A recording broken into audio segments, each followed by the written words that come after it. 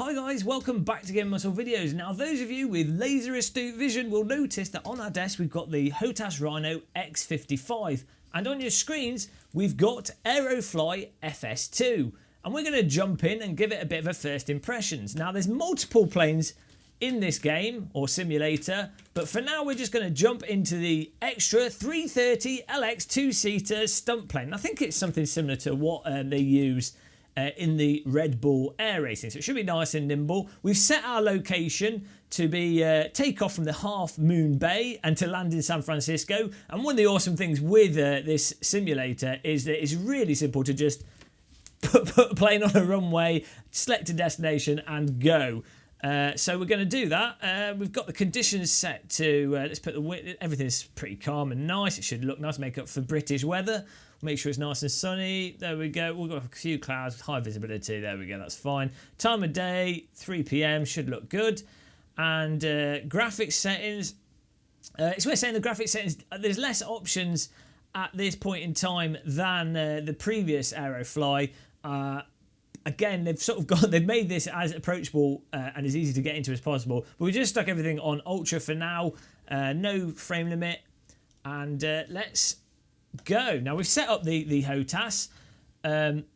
Interestingly, actually, the simulator just grabbed. It had automatic controls all set up and mapped in a really nice way. So again, really good for you to just jump in, even though this is early access at this point in time. So let's. Hang on, we're in the wrong plane here. We're in a passenger jet. That's not right. We need to. Let's swap the plane over. I don't know what's happened there. We don't want the Delta Airlines. We want the. Clearly selected the wrong thing there. We want this little nifty plane. Let's see if that does the job. There we go. It's loading that now. We were going to take off our massive jet on a tiny runway. Although actually this might be I think it's a full-size runway, so it would have been all right. So let's go. I think we've got the brakes are off. You can see we've got the flaps all operating here. There we go. Brakes off. Flaps rolling. Wheels rolling rather. Flaps all working. We are clear for takeoff. Centre the cam. Throttle up. Well, let's not throttle up too fast. And already you can see how nimble this plane is. Whoa, it's really hard to use the yaw control on the X55 to be really precise. It's the one thing with this joystick that's not exactly the best. Let's get the speed going up slowly. But I mean, this is what I've noticed with this. So I have spent, this is technically a second first impressions, because I spent an hour just flying around, really enjoying this. The dynamics are where this simulator really comes into its own. And I think that's the thing with the developer. Their heritage is in doing remote control plane simulators. I think they were on Aerofly RC7 was the last version of that. And then they did do the Aerofly 1, which is the first of this. And then, as I say, this is Aerofly 2. But where their focus was in RC planes where, you know, you have to have the physics need to be spot on because RC planes are so nimble and responsive, and if you're obviously playing an RC flight simulator, those things have to be exactly right, otherwise it instantly feels and looks totally off. So you notice with this straight away that the planes just feel so dynamic, ridiculously dynamic. It's so satisfying at a basic level just flying the vehicles. And really, we're cutting the corner of our flight path here. We're flying the air traffic controllers won't be happy, but it's all right. Woo! But that's the thing with this. It doesn't have, at the moment, it's got some DLC for Switzerland, and you get Southeast America in terms of that being high resolution terrain. It doesn't have the whole world auto-generated in the same way as X-Plane 10, for example, and it doesn't have the whole world mapped out in the same way that Flight Sim X does. But the locations it does have, as you can see, look absolutely mind-blowing. There's a real sort of clarity and crispness to the terrain in this game, and the way the lighting sort of plays across the terrain and the clouds and everything, it looks like a super upgraded version of Flight Sim X. But then combine that with the physics, which, in my opinion, I'm not an expert on this. I think it pips X-Plane 10 in terms of the dynamics and sharpness of it. X-Plane 10 has a lot more depth than flight sim with smaller planes, for example, in terms of the basic dynamics of the vehicles. But I think X-Plane 10 has a sort of sloppy feeling to it. It doesn't feel quite as tight as Aerofly 7 does. Aerofly 7? Aerofly Flight Sim 2. Right? It's too many games, too many numbers. But we're totally breaking our flight path here. We're going off. We'll fly towards our target location. But you can see the terrain into the distance. The San Francisco there might not be that visible on the video recording, but you can see the buildings are all rendered in 3D. Miles, that's probably about 35 miles away, 30 or so miles away, maybe a bit further. And the buildings are already being rendered in 3D, so stuff just looks so crisp. The clouds look nice and fluffy. Absolutely super, really mind-blowing. Once we get towards San Francisco, we're going to do some stunt flying in the buildings. But first, I thought we'd have an opportunity to completely ignore our flight plan, get some altitude and admire the terrain whilst talking about the simulator itself. So far I've only really had a chance to fly this plane. I've flown the fighter jet around a bit, and that was quite exciting, doing the generic thing of taking it to high altitude and just bombing it around the city, as you do. I mean, who wouldn't? But I just love with this simulator how sort of accessible it is. I can understand if you're really into all this sort of hardcore planning aspect of flight. Really, I don't think there's any other option than Microsoft Flight Simulator X. If that's your thing, getting in a sort of passenger jet, doing all the dials and everything properly as you would a real plane, then I don't think you've got a choice other than Flight Sim X. I think X-Plane 10 has some add-on planes that kind of offer that. But really, that's the point of Flight Simulator X. But this, to me, is the sim to go to if you want to jump in a plane and you just want to mess around and do some stunt flying. You just want to see how planes handle in general. You want to admire the cockpit details, and you maybe a little bit more casual when it comes to the actual overall planning aspect, and that's not really what you're interested in. We're getting closer to San Francisco here. You notice that this plane is, let's look around the cockpit a little bit. It's super tight and responsive. Now, I have taken the spring out of the HOTAS X55 because I like to fly the Huey in DCS, and I like to fly helicopters in general. And I also found the springs tend to remove this sort of sensitivity and the accuracy from the X55. I'm sure there's some mods you could do, put your own custom springs in that maybe replace the bottom plate and lubricate it up a bit to get it nice and smooth. But I like how responsive and sharp it is without the spring in it, and you can feel exactly what you're doing and be super precise. And I love how sharp and responsive this plane is.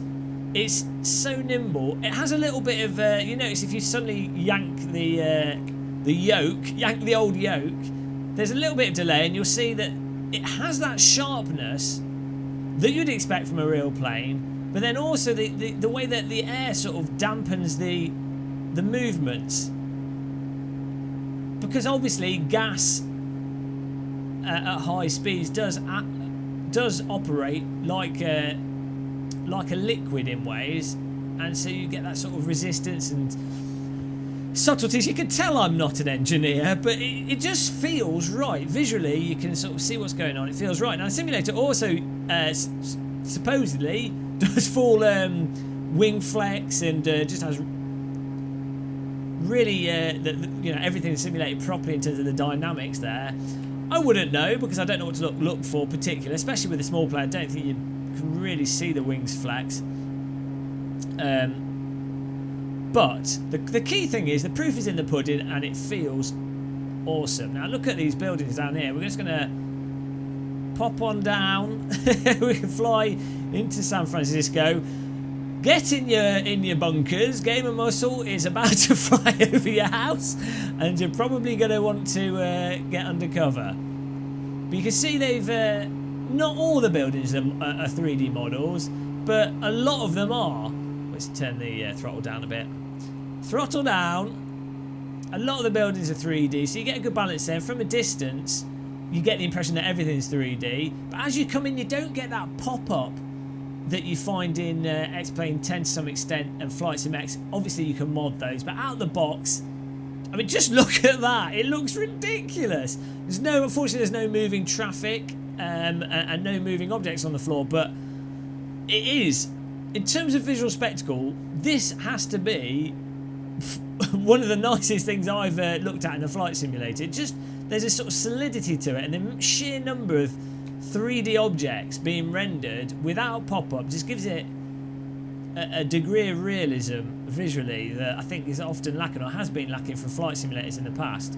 Let's fly through the buildings. Don't worry, we've got clearance from the American Air Authority. I don't know what they're called. FSAA? I don't know. But we're going through the buildings. It's alright, don't worry guys, we're fully competent, we're completely trained up. Look at these details, the texture resolution as well, really nice and crisp. Let's not fly into a building. If you do fly into buildings, your plane explodes. There's no damage in terms of the wings falling off and what have you. It just makes an explosion sound and then respawns you. Maybe that's what happens in real life. I wouldn't recommend trying it out though. But absolutely superb. You see, as we're coming down through the corners, what we'll do some barrel rolls around the bridge. As you fly around, you can sort of feel, when you pull back on the yoke, the give that the plane has and the sort of follow-through momentum it has, and then just the way it moves through the air. There's probably really good words to describe what I'm trying to convey, but I can't find them at the moment. We need a bag of words to pick from. But look at this. Absolutely awesome. And it just feels great. Feels so nice. Nicely does it. Let's fly back around here. Let's go back into the city. If I ever owned my own plane, I'd really have to hold myself back for wanting to do this. I don't know how long it would take before you get shot down by the military. I wonder if we can make it underneath one of those struts. Let's see if we can. The collision is actually also really well done. Let's be gentle on it. The collision's really well done. Oh, in the... If it's... can we fit through one of those middle ones? Oh, that was tight. Question answered at the risk of life there. The collision's fantastic in that if it's not a solid object, you can fly through it, and I think that was a pretty good test back there. I can't wait for them to... I say, it at the moment, in terms of VR support... Oh, shadow looks really nice. See our little shadow playing across the buildings. The cockpit shadows, really nice and crisp. You see our little headphones. Coincidentally, the pilot's obviously wearing his in-flight headphones, but match up with our Sennheisers. In terms of VR support, as I say, it doesn't work properly with the Vive. It'll load up into VR, but it doesn't centre properly, and the tracking seems a bit delayed. I need to try it on the Rift. We'll probably do that in the next video with this. We'll give that a go. But at the moment, it doesn't really work properly in VR. You'll get motion sick really fast. But the moment this fully supports VR, in terms of just as a flight experience, whoa, wings a bit close. As a flight experience, I think this is unparalleled. As I say, more for your sort of serious flyer if you're into doing stunt flying, but if you're more of a casual flyer, you just want to admire graphics and experience flying through buildings like a lunatic, this is the sim to get. Let's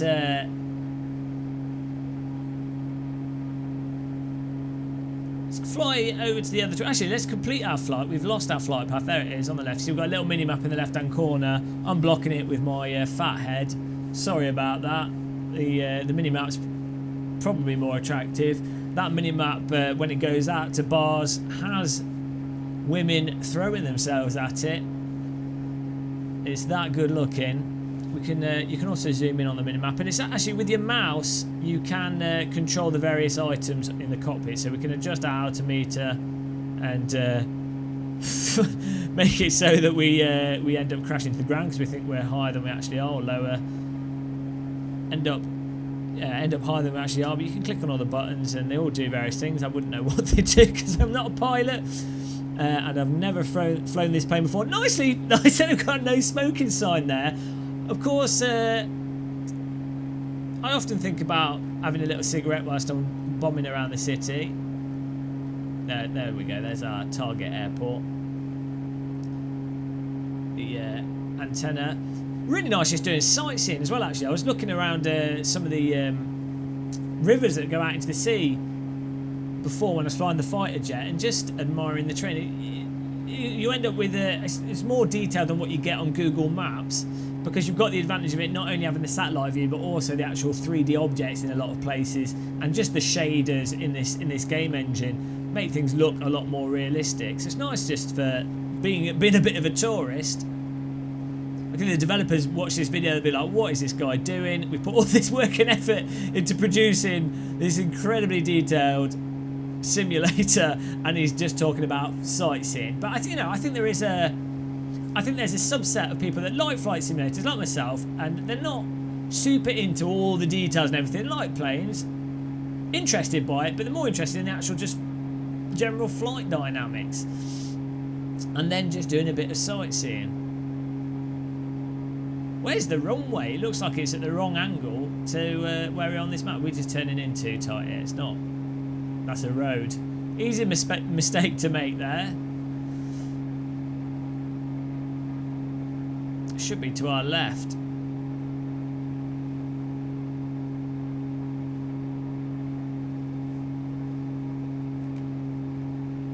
Can we see it? We'll power down a little bit. Another thing when I was playing this earlier was that you sort of get into a zone, listening to the engine noise of the plane, you kind of just zone out. Oh, there you go, I can see the lights of the runway now. You kind of zone out, and it's just really, really relaxing. If you've had a bit of a stressful day and you just want to chill out to something, you can load this up really quickly. It loads really quickly. I think that's another advantage as well over some of the other simulators. And just it's good when games just load up quickly. And it's nice, you can just jump into this and chill out. Where is this runway? The lights are there. Is that the actual runway? Is this a really small one? I've got a feeling we're just a bit. Okay, our approach is a little bit off, guys. Oh dear. Sorry if you're really into flight simulators and you're smashing your face into the table at this point in time thinking, what is this guy doing?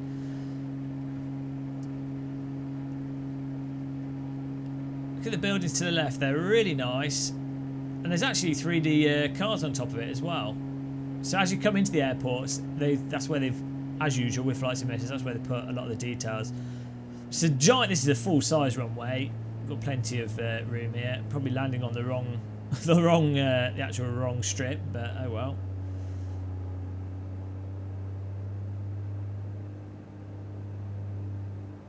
Pull up a bit. It's really nice catching the wind.